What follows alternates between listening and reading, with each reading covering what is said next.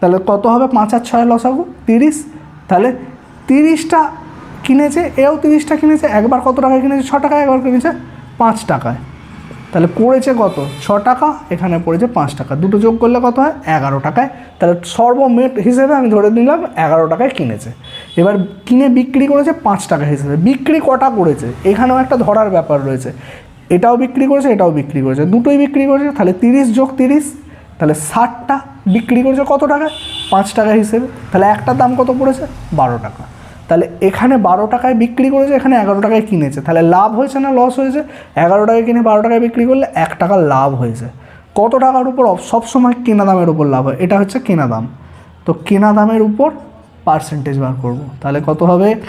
100/11 সমান 9 পূর্ণ 1-এর 11%। আর এই প্লাস চিহ্নটার জন্য হবে অবশ্যই লাভ, এই যে লাভ।